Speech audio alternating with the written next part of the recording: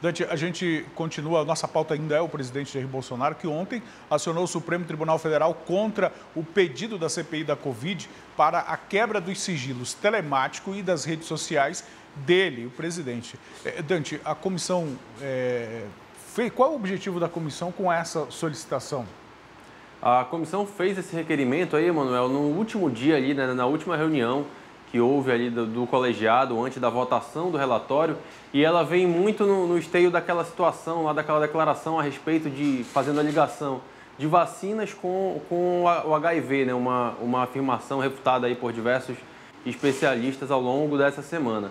Diante desse contexto, né, dentro do que foi falado sobre isso, e também naquela situação de alegação de fake news, a CPI aprovou esse requerimento para aprovar, né, essa quebra de sigilo telemático, todos os dados telefônicos ali que constam no telefone do presidente, no celular do presidente, e também aquela suspensão das redes sociais dele, como a gente chegou a comentar também aqui no começo da semana. E ontem, enquanto ele fazia esse compromisso aqui, essas diversas atividades aqui em Manaus, a Advocacia Geral da União foi ao STF contra esse requerimento da CPI, né? Muita gente pode estar se perguntando o que a CPI pede esses dados se a CPI oficialmente já acabou. A CPI que pediu, claro, a quebra desses dados, mas pediu que as redes sociais, as operadoras telefônicas encaminhassem esses dados, tudo aquilo que fosse retirado do telefone do presidente, à Procuradoria-Geral da República, né? Porque cabe a ela fazer qualquer tipo de investigação a respeito do presidente, né? Então a AGU foi ao STF, foi ao Supremo Tribunal Federal, pedindo a derrubada desse requerimento, né, alegando que a CPI não tem esse poder, né, de pedir uma quebra de requerimento do presidente, uma vez que a CPI não pode investigá-lo dessa maneira no entendimento lá da AGU. A AGU foi ao STF e caiu, né, a distribuição ficou para o ministro Alexandre de Moraes. Caberá a ele essa decisão, né? A gente sabe que o Alexandre de Moraes já teve um momento aí de tensão muito forte com o presidente, declarações públicas entre eles, né, de presidente principalmente criticando aí Alexandre de Moraes, mas depois daquela intercessão, daquela carta ali do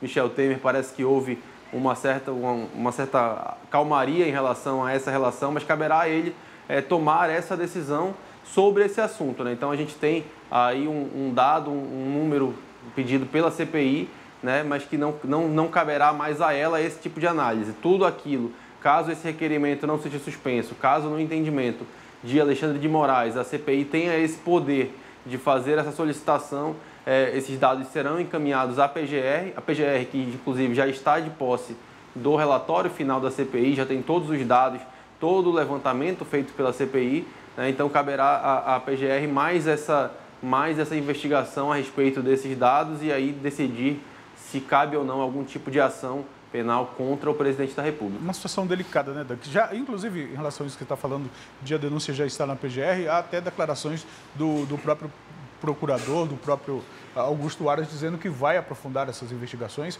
mas é algo que Alexandre de Moraes precisa analisar com muita calma, porque, independente das posições políticas, nós estamos falando do sigilo de um chefe de Estado. Sigilo do presidente da República.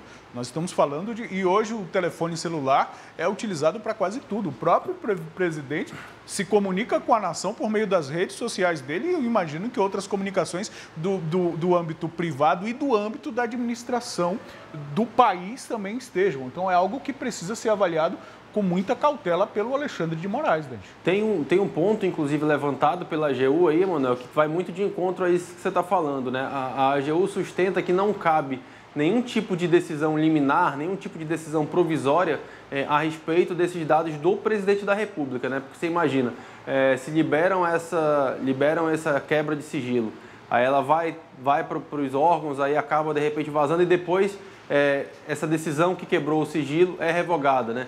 Então, você imagina, aí já não tem mais muito efeito prático a revogação, né? Porque os dados já foram todos aí de conhecimento público. Então, esse é um dos argumentos utilizados pela AGU para que não seja concedida esse pedido aí, para que esse requerimento feito pela CPI da pandemia não seja levado a cabo aí pelas redes sociais e pelas operadoras aí de telefone. A gente tem, né, também, aí seguindo a sua linha de raciocínio, a gente tem exemplos práticos aí recentes de que as próprias redes sociais, sem qualquer tipo de decisão judicial, sem qualquer tipo de requerimento, tomaram medidas de suspender o canal, por exemplo, do presidente no YouTube por uma semana, de tirar publicações, né, quando julgou que haviam sido ditas fake news. Então, esse pedido da CPI de suspender a conta do presidente é algo que a própria rede social tem feito, como fez no caso do ex-presidente dos Estados Unidos, Donald Trump, na análise, né, do conteúdo que está sendo publicado, né? Então, parece que, como a gente, quando entra na rede social, a gente assina aqueles termos e condições, a gente sabe tudo que a gente pode fazer ou não. Então, a gente precisa ver aí se cabe, de fato, a CPI pedir ou não a suspensão de uma rede social, sendo que a empresa mesmo já tem feito isso quando julga necessário, né? E faz isso com base naquilo que é publicado e não com base naquilo que é oculto ou que está em sigilo. Dante, daqui a pouco a gente volta a conversar, te peço para aguardar um pouquinho por aí pela redação. Segura esse cafezinho aí um pouquinho, tá bom? Pode deixar, daqui a pouco a gente volta. Beleza. Gostou do vídeo? Vem ver mais o nosso canal. Não esqueça de se inscrever e ativar as notificações.